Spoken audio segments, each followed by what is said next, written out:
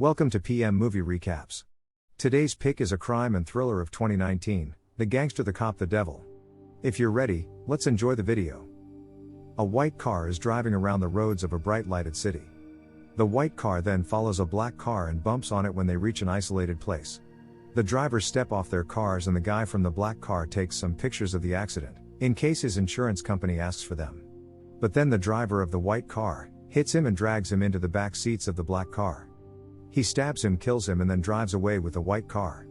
On the 5th of August, a hot summer day, two cops are caught up in a traffic jam. They are listening to the radio about the murder that happened before. Since traffic is not moving, one of them, Tae-sok, steps down of the vehicle and walks to a gambling facility. The security tries to stop him by bribing him. They put a pile of money in his pocket, but Tae-sok doesn't like that and beats them up slightly. He then proceeds to arrest a guy who works behind a counter. The accusation is illegal exchange of money. Meanwhile, a mafia boss, Dang-soo, is practicing on a punching bag. Some of his men walk in the room and tell him about the incident. Dang-soo first orders for the punching bag to be put down. His men lower the punching bag and unzip it. A man has been trapped in it and he is all bloodied and beaten up. Dang-soo then exits the building and gets into a car. Two other cars follow him like a convoy. He calls someone in the police department and complains about the cop who bursts into his gambling facility. He is paying money to this police director to keep his men from doing such things and annoy him. Tae-sok makes the guy he arrested drive his motorcycle and give him a ride to a crime scene. Tae-sok handcuffs him on the motorcycle and approaches the scene. In the background, the guy is turning his motorbike around in order to escape. So Tae-sok approaches the scene and it seems like the police had stumbled upon the man who was murdered. Tae-sok examines the scene alongside with his partner. He finds a clue that probably somebody bumped on his car from the back. Dang-soo speaks with Shang-do, another gangster, and they talk about respecting their territories and their duties. They mostly disagree and their two bodyguards, one for each, get mixed in the verbal disagreement. Dang-soo gets up and punches his own bodyguard while he removes two teeth by the other bodyguard's mouth with his bare hands. He says they should not speak when the bosses are speaking. Shang-do has been so intimidated that he can't disagree on anything else. At the police station, a group of men are having a meeting and they are analyzing the victim's life. He has no debts and no enemies. Then they try to build a profile around the killer. Tae-sok suggests that he must be a serial killer because there have been two more killings where a knife of the same length has been used. The other men disagree with Tae-sok, while at the same time the director picks on him because he crushed the gambling facility without having the jurisdiction to do so. Tae-sok won't change his mind. He just wants to catch bad guys. Dang-soo walks out of the building with his bodyguard holding an umbrella above his head. He orders his car to take the other men and go home. He is not drunk and he will drive on his own. On the way, Dang-soo is driving while talking on the phone. Suddenly a car bumps on his car from behind and he hangs up. The driver steps off the vehicles. The other man is not just anyone, he is the serial killer. Dang-soo doesn't want to notify his insurance company about the accident and walks away. The killer won't let him though. He surprises Dang-soo and stabs him twice, but Dang-soo is not an easy target. A fight breaks out. Dang-soo eventually takes the knife out of the killer's hands and stabs him back. The killer gets in his car and runs over Dang-soo. He is transferred in a hospital while his men go hunting and killing other members of the underworld to get their revenge. At the same time, the serial killer cleans his knife and takes care of his wound. He then walks through an outdoor facility, finds another target, an old man, and stabs him. Dang-soo wakes up and talks with his bodyguard. He has no idea who the attacker was, but he tells his guard to look for a white sedan. Tae-sok visits Dungs to get his statement, but Dang-soo gives him nothing.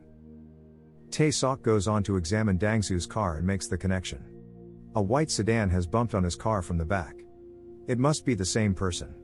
Tae-sok speaks with the police director and tells him to stop covering up for Dang-soo. He says they need to bring him in for an interrogation. After all, Dang-soo has seen the aggressor's face. He furthermore claims that he was right about the serial killer. He must be the serial killer. He says who else would have the guts to attack the leader of a gang? The director doesn't want to hear it anymore and kicks him out of the office. The serial killer is stopping by a gas station to grab a coffee from the vending machine. He spots a man and stabs him to death while at the same time Dang-soo is describing the face of the killer to a woman. She is drawing a sketch and she gets it pretty close. Dang-soo gives the sketch to his bodyguard and orders him to find the attacker before the police does. While the killer is driving the truck, a man wakes up. He's been sleeping in the cabin of the truck. The killer eliminates him as well, but the knife drops out of the truck and rests on the side of the road. Tae-sok visits Dang-soo one more time to try and add some pressure on him as well as appeal to his emotions. That killer is absolutely crazy and he must be stopped or more people will die. Dang-soo doesn't give a penny, but later on his guard tells him that their businesses are not going well. Rumors have started around his name after he was attacked. Dang-soo decides that he has to get this killer and kill him to clear his name and gain back respect. His men have found the white sedan and the knife he uses to kill people. Dang-soo invites Tas to collaborate on the quest. If Tae-sok finds him first, he can bring him to justice, but if Dang-soo finds him, he will punish him as he wishes. They share all the information they have till now and Dang-soo reveals his camera, which has been filming the whole time they were talking. The gangster and the cop are working together to catch the devil. The killer must be around 35 years old and he exclusively kills at night. Tae-sok shares the secret with his partner and another officer and he tells them they will assist the gangsters find the killer and then they will arrest him. Dang-soo tells Oh-song his guard that they will let the cops help them and once they find the killer they will get rid of them. Dang-soo complicates the case a little bit more. He orders a hit on Shangdu and the assassin uses the serial killer's knife. Not only that, but he also leaves it right there for the cops to find.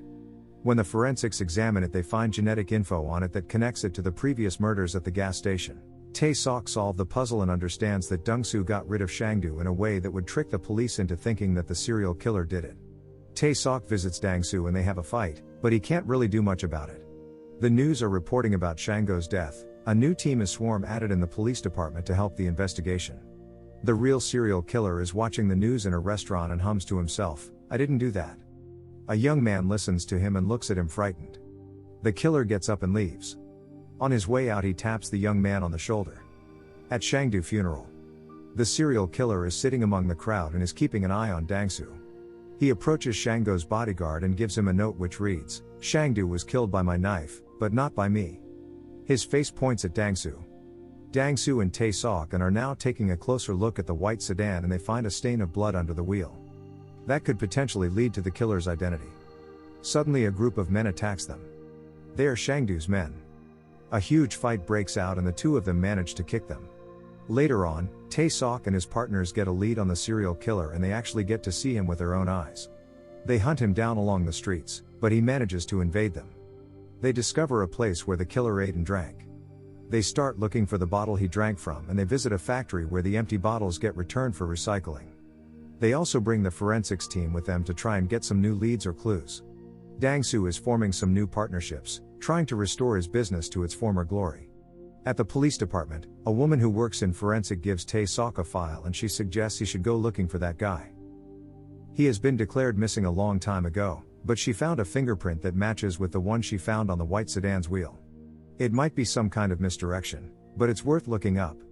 Tae-sok visits a house which is rented by someone he suspects might be the killer.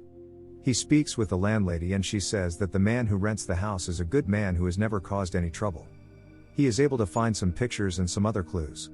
He compares the picture to the sketch they have from Dang-soo's description, and this is definitely the serial killer. Tae-sok tells his partners and Dang-soo about it and they take action. They share the killer's picture with everyone and they search the whole city for him. Unfortunately, no luck yet. The men are tired and they decide to take a break. Dang-soo is waiting for Tae-sok at a random meeting point. It's raining and a female student is waiting for the bus right next to Dang-soo. He gives her his umbrella to protect her from the rain till the bus gets there. Dang-soo, Tae-sok and their men are eating dinner. When the news broadcasting on the TV draw their attention, the student to whom Dang-soo gives his umbrella has been found dead. He gets angry and everyone gets up to search for the killer again. This time they spot him in a car and a car chase takes place. Dang-soo and Oh-song crush the killer and Tae-sok at the same time. However, the killer escapes on foot through the dark alleys. They split up to chase him. The killer stabs Oh-song, but then Dang-soo is able to track him down and serve him a good beating. Dang-soo takes him to a warehouse and tortures him. When he is ready to chop his head off his shoulders, Tae-sok crushes into the warehouse with his car and knocks Dang-soo out. He then formally arrests the killer and takes him to the police station. One more problem occurs when the police has not enough evidence to send the killer on death row.